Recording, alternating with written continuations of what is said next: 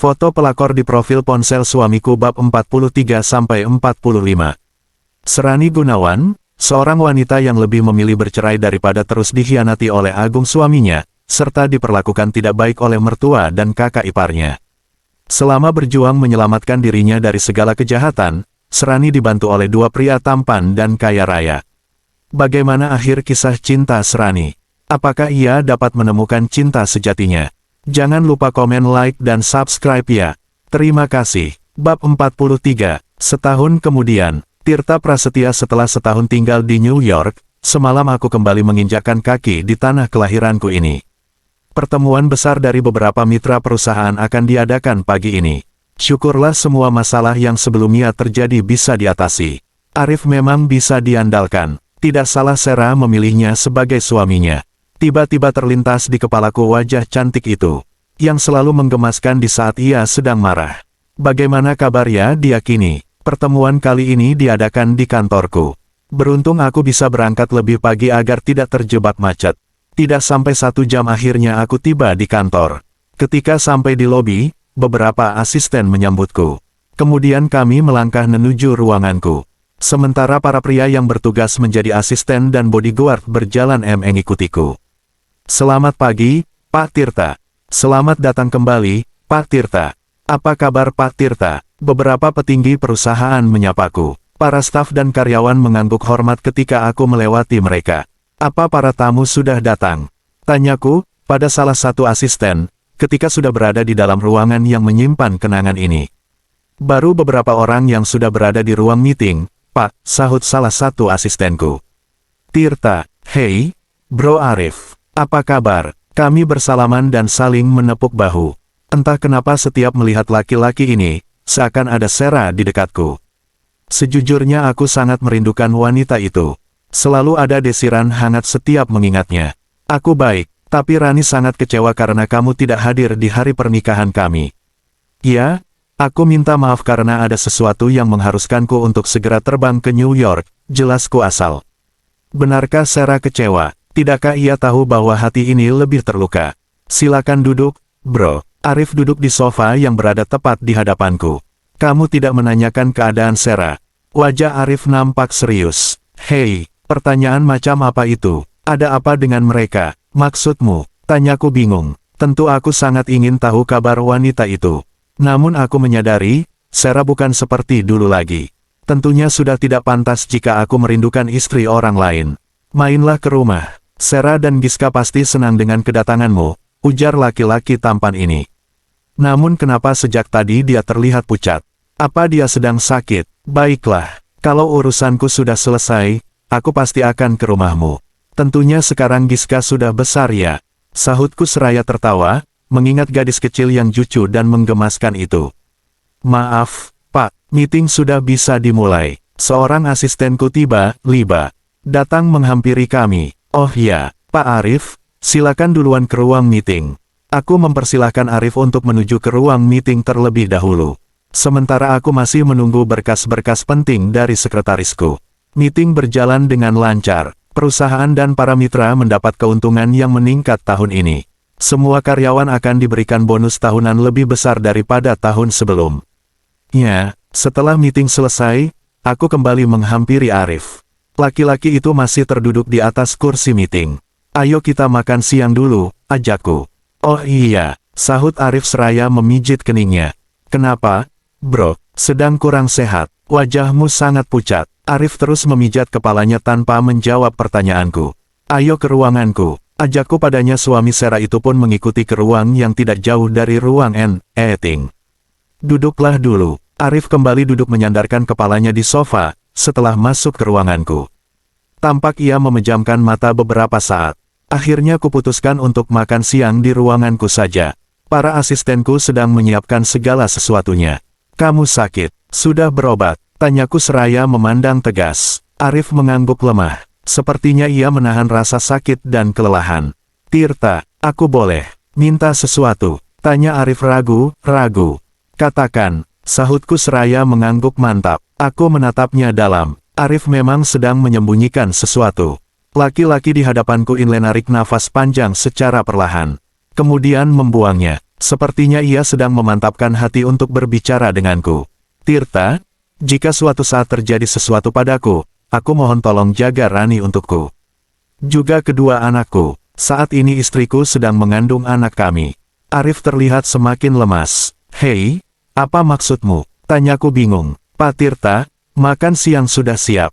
Dua orang asistenku tiba-tiba masuk membawa makanan dan minuman untuk kami. Lalu mereka meletakkan di atas meja yang berada di depan kami. Arif seperti tak berselera. Makanlah dulu, nanti aku antar pulang. Aku tahu kamu tidak bawa sopir tadi, ujarku seraya mulai menikmati makan siangku. Arif mengangguk dan mulai meraih piringnya. Waiyao terlihat sangat tidak berselera namun Arif tetap memaksakan untuk makan. Kami makan dalam diam. Arif tidak menghabiskan makanannya. Beberapa saat setelah makan kami mulai berbincang kembali. Tirta, aku pamit pulang.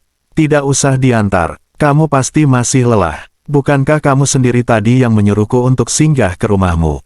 Ayolah, aku ingin sekali bertemu Giska, jawabku membuat Arif tak lagi menolak. Kali ini aku menyetir mobil sendiri. Karena aku meminta supir untuk membawa mobil Arif ke rumahnya. Selama perjalanan kami membicarakan berbagai hal. Tentang bisnis, perusahaan, karyawan dan lainnya. Hingga tak terasa kami telah sampai di depan sebuah rumah bercat putih sangat mewah berlantai 3. Jantungku berdetak, lebih cepat. Sebentar lagi akan bertemu seseorang yang begitu kurindukan. Sejak semalam memang hanya wajahnya yang selalu terlintas di benakku. Perlahan pintu gerbang terbuka, mobil kulajukan memasuki halaman yang begitu luas dan asri. Sementara Arif terlihat sedang menelpon seseorang. Rani, coba kamu tebak aku datang dengan siapa? Kamu tidak akan menyangka, ternyata dia sedang menghubungi istrinya. Kenapa hatiku terasa diremas? Tidak, aku tidak boleh cemburu. Aku bukanlah siapa-siapa. Setelah memarkirkan mobil, aku turun dan berusaha lenang. Padahal hati dan pikiranku sangatlah gelisah. Kami melangkah menuju pintu rumah yang tertutup.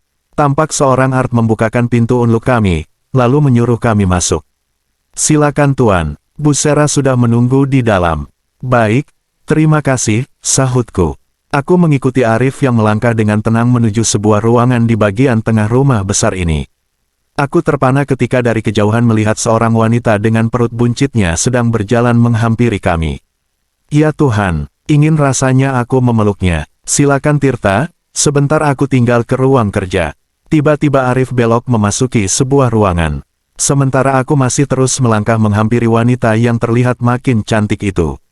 Pras, bagaikan magnet kedua mata kami saling menatap cukup lama, betapa aku tak sanggup untuk menahan rindu ini. Tanpa sadar aku langsung meraih tubuhnya, lalu mendekapnya erat. Bab 44, bagaikan magnet kedua mata kami saling menatap cukup lama. Betapa aku tak sanggup untuk menahan rindu ini. Tanpa sadar aku langsung meraih tubuhnya, lalu mendekapnya erat. Jantungku berdegup kencang. Rasa hangat mengalir di setiap aliran darahku. Rasanya pelukan ini tak akan pernah kulepaskan Tirta. Aku tersentak mendengar seseorang memanggilku. Buru-buru kami saling melepaskan diri. Maaf tentunya kalian saling merindukan, ujar Arif tersenyum.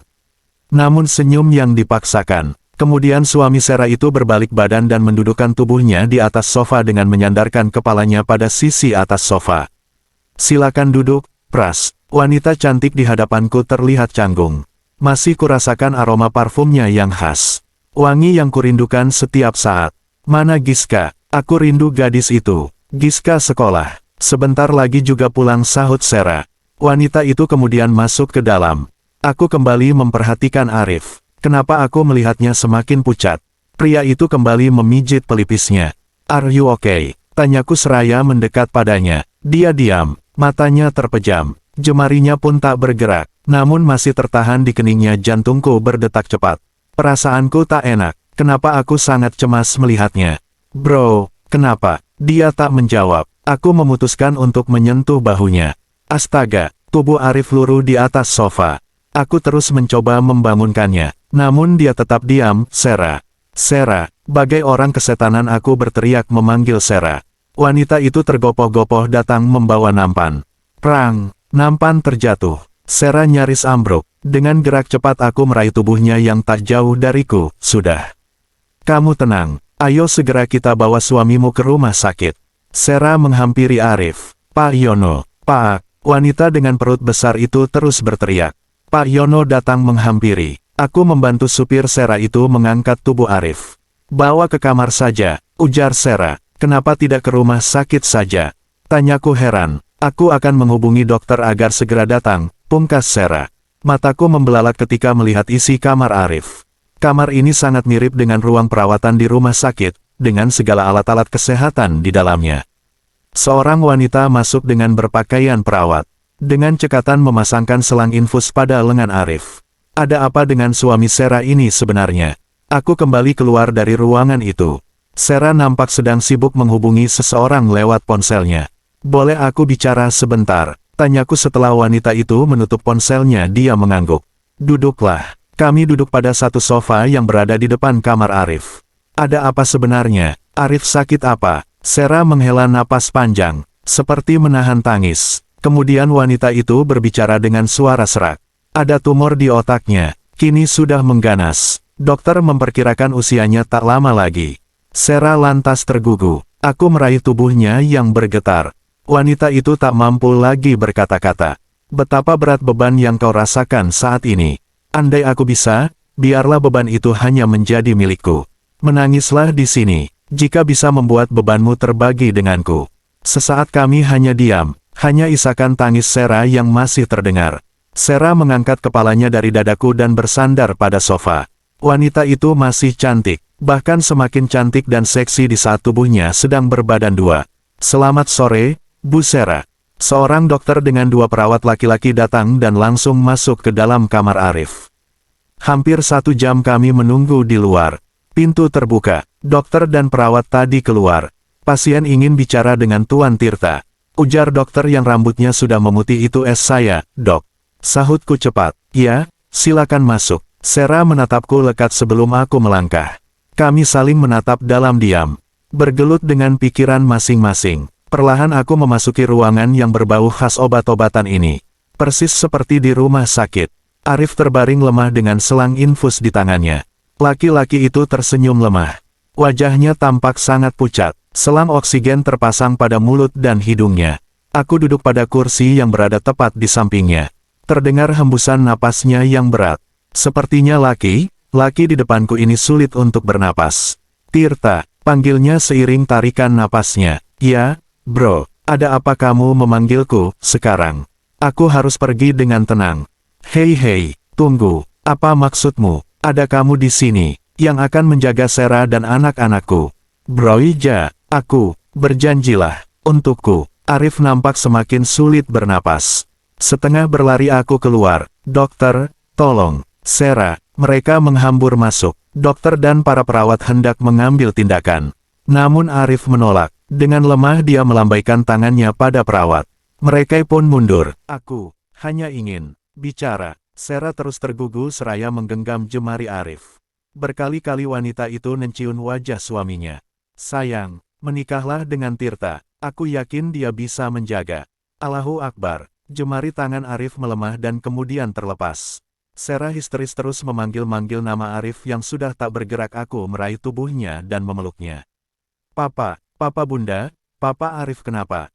Kok semua badannya ditutup? Astaga, Giskakah itu? Giska sayang, sini lihat papamu. Om Bule, Papa kenapa Om? Gadis kecil itu terlihat bingung. Namun bulir bening telah menetes dari kedua matanya. Sementara Sera tak kuasa berkata apa-apa. Aku memeluk keduanya, Sera dan Giska, satu di hadapan Arif. Agar dia tahu, aku akan menjaga keluarganya ini seumur hidupku. Bab 45, Tirta Prasetya. Sera masih tampak terpukul sejak pulang dari pemakaman tadi. Aku bersyukur Giska terlihat lebih kuat dan tabah. Sera, istirahatlah. Ingat kandunganmu. Jangan terus dipikirkan. Arif sudah tenang sekarang. Dia sudah tidak merasakan sakit lagi. Wajah wanitaku itu tampak sembab dan pucat.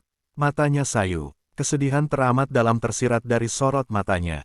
Dia hanya mengangguk. Tatapannya kosong. Betapa hancur perasaanku melihatnya begini. Begitu besarkah cintanya pada Arif. Sera tertidur di sofa panjang ruang keluarga lantai 2 ini. Aku terus menemaninya dan enggan untuk pergi. Sepertinya aku pun sempat terpejam tadi, demi mengurangi rasa letih yang mulai mendera. Namun aku tetap harus kuat. Aku harus bisa menjadi sandaran bagi Sera dan Giska saat ini. Wajah putihnya yang begitu cantik berkali-kali kupandangi. Wajah yang selalu kurindukan setiap malam. Saat ini aku bisa memandangmu sepuasnya Sera.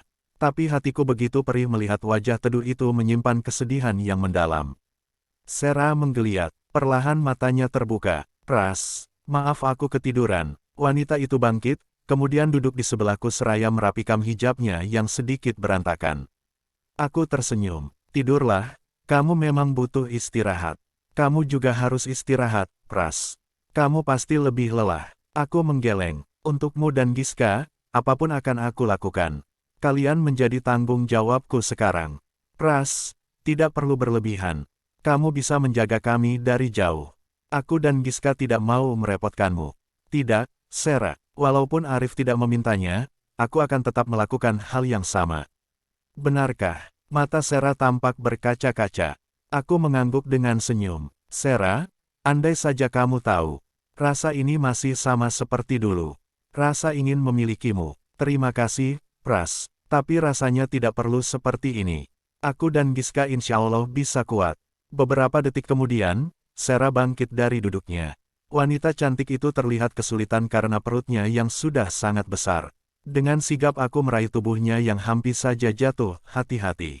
Mau kemana? Tanyaku. Aku mau ke kamar, Pras. Entahlah sepertinya aku sedikit pusing. Ayo aku antar. Bersyukur Sera tidak menolak saat aku tuntun ke kamar. Di mana kamarmu? Aku mau tidur di kamar Giska aja, Pras. Rasanya belum sanggup jika masuk ke kamar itu. Parau suara Sera. Sepertinya ia kembali menahan tangis. Sementara matanya sempat melirik kamar utama yang merupakan kamarnya bersama Arif dulu. Sera, tentu begitu banyak kenanganmu dengan Arif di kamar itu. Entah kenapa ada sesuatu yang perih kurasakan di dalam sini. Giska sedang tertidur pulas. Sera merebahkan diri di sampingnya. Aku berjongkok di samping ranjang. Menatapnya khawatir. Pulanglah, Pras. Aku dan Giska akan baik-baik saja. Terima kasih sudah ada di dekatku. Menemaniku melalui masa sulit ini. Entah apa yang terjadi jika kamu nggak ada. Aku nggak punya siapa-siapa. Air mata Sera kembali mengalir. Aku tahu sebenarnya dia rapuh. Namun ia mencoba untuk terlihat kuat. Jangan menangis lagi, Ham. Aku mengusap lembut pipinya yang basah. Sera mengangguk, mencoba untuk tersenyum. Pulanglah, Pras. Istirahatlah. Lirihnya. Ya, aku akan pulang setelah kamu benar-benar terlelap. Sera tak lagi membantah. Wanita itu memejamkan matanya. Tanganku membelai lembut kepalanya yang tertutup. Hijab. Beberapa menit kemudian, setelah memastikan wanita di depanku ini benar-benar terlelap, aku bangkit berdiri dan melangkah keluar kamar. Saat tiba di ruang depan, seorang pelayan sedang membersihkan rumah. Di mana Pak Yono? Pak Yono ada di depan, Mister. Aku melangkah ke teras. Di sana Pak Yono sedang membersihkan mobil. Pak Yono, saya pulang dulu. Jika ada sesuatu, tolong langsung kabari saya. Baik Tuan Tirta. Pak Yono mengangguk sopan. Setelah merasa tenang untuk pergi, aku mulai melajukan mobil menuju apartemenku. Bersambung.